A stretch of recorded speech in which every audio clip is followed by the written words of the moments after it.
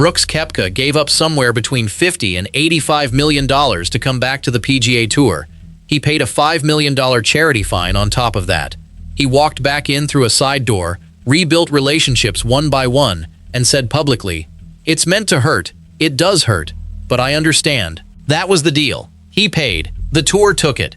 Except now the PGA Tour has just announced a brand new system. A two-tier structure.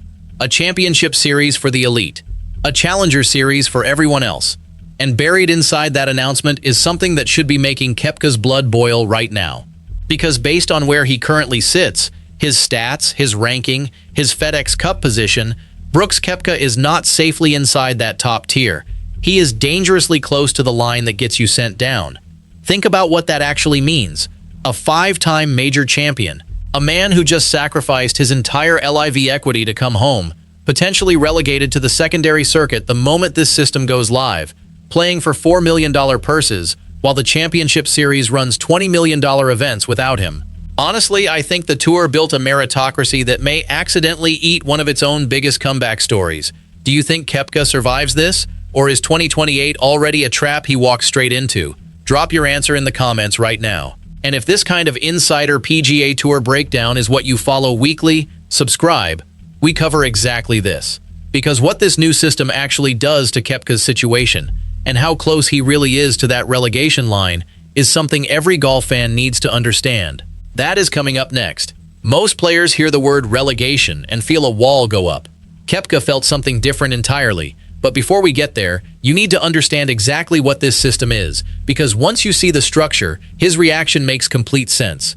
On June 23, 2026, PGA Tour CEO Brian Rolapp stood at the Travelers Championship and announced the most significant structural change professional golf has seen in decades. Two tiers, two completely different worlds, a mechanism that decides which world you belong to based purely on performance. The top tier is called the Championship Series, around 120 players, minimum purses of $20 million per event.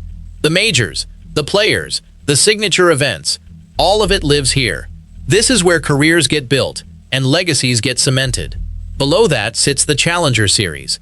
Purses starting at $4 million, smaller fields, far less visibility, far less everything. Every single season, the bottom 30 players inside the Championship Series, those finishing outside the top 90 on the points list, face relegation. Dropped, sent down, while 20 players from below get promoted and take their spots. No exceptions for reputation, no protection from past wins. Pure numbers.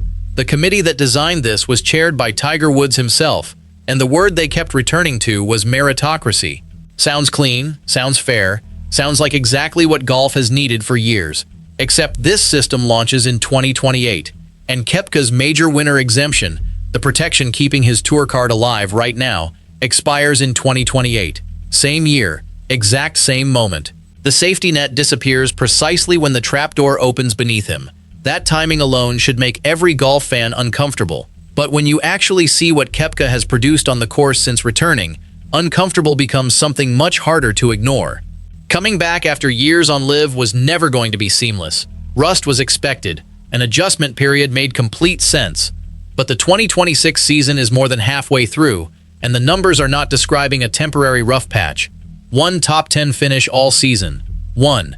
Ranked 113th in the world. His strokes gained putting sitting at -0.525, placing him 149th on tour. 4 different putters tried across a single season, a detail that tells you everything about how desperate the search for answers has become. His FedEx Cup points total sits at 404. Ranking him 66th. That sounds survivable until you understand what the new system demands. When the Championship Series launches, the top 90 stay. Everyone else faces the drop. 66th place looks comfortable today. Under this structure, in 2028, a season performing at this level pushes him directly toward that danger zone. His ball striking remains genuinely elite. The swing is still there on the right days, but golf at this level is not decided with the driver. Tournaments are won on the greens, and right now Koepka's putter is quietly destroying every opportunity his irons create. Underneath all of this sits the injury concern that never fully goes away. At the RBC Canadian Open, he withdrew ahead of the final round with a hand injury, could not grip the club properly with his ring finger and pinky. He described it plainly. felt fine during the warm-up, got to the range, went to grip the club, and simply could not do it. The withdrawal came days before the US Open, an event built for his personality and his history. Every time his body breaks down, the calendar shrinks, and the points gap widens. So the picture forming is not a slump waiting to correct itself, it is a pattern. A returning player, physically fragile, statistically struggling, running out of runway on the exemption that has been protecting him, and a system designed to be completely ruthless, arriving exactly when that protection expires. The numbers are damaging enough on their own. What makes this story genuinely explosive is understanding exactly what Koepka surrendered to put himself in this position in the first place. When the returning member program was announced, the terms were not open for discussion. RELEGATED presented them. Koepka accepted them. No negotiation, no softening, no middle ground. He forfeited 5 years of potential equity inside the PGA Tour's player equity program.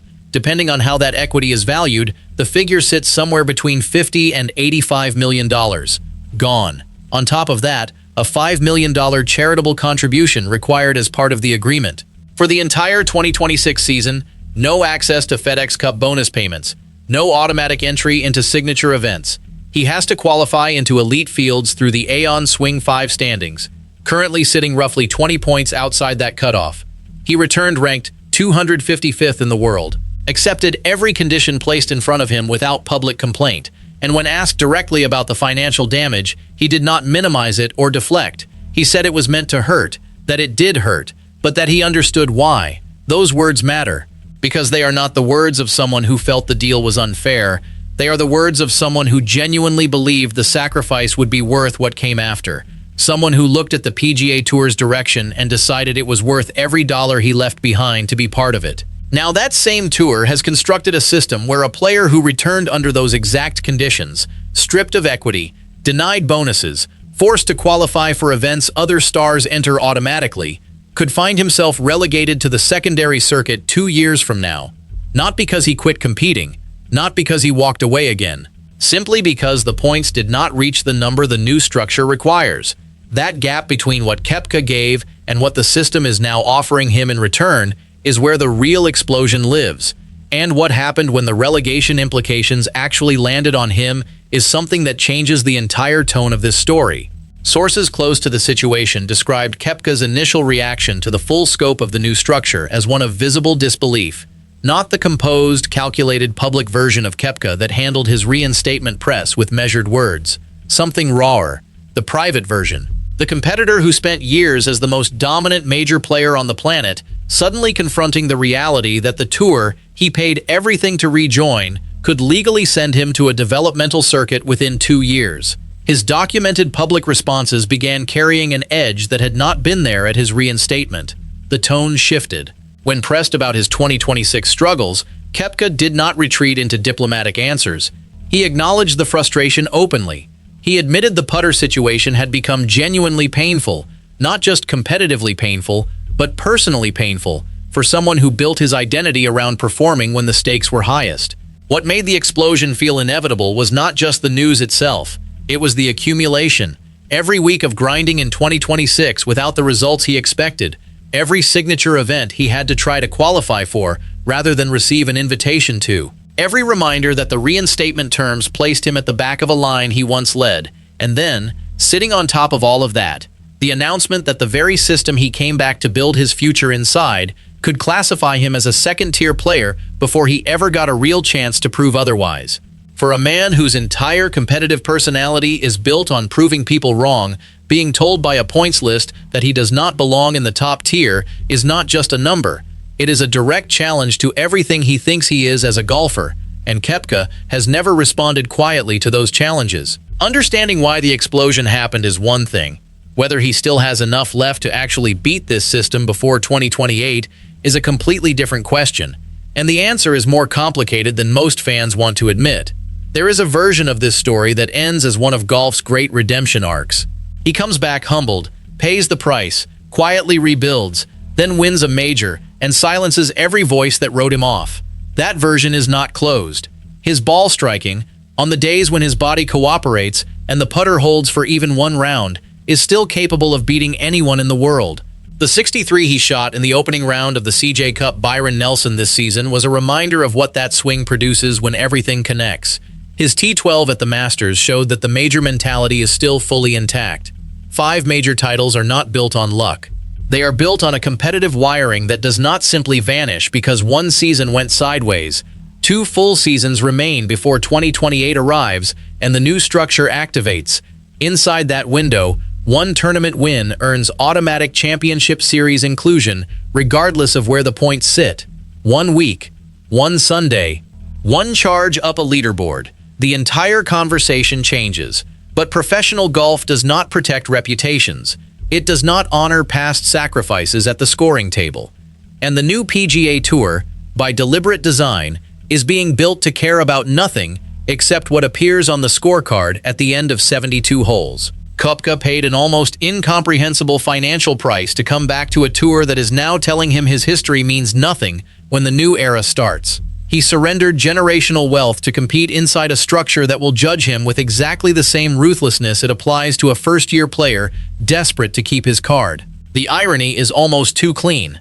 The man who sacrificed the most to believe in the PGA Tour's future may end up as the most prominent casualty of it, not because he failed to compete, but because the system he funded with his own sacrifice was designed to be merciless toward anyone who does not produce results at exactly the right moment. Whether Brooks Koepka still has what it takes to beat that system before the clock runs out is the defining question of his second act on the PGA Tour. Right now, based on every number available, the system is not concerned about him at all. And for a competitor like Koepka, that indifference might end up being the most motivating thing anyone could have handed him. Do you believe he turns this around before 2028 arrives, or did he walk back into a tour that has already moved past him? Tell me exactly what you think below. I read every single comment, and if you are not subscribed yet, this is the channel that gives you the real conversations professional golf is actually having, not the surface version. Hit subscribe and stay with us.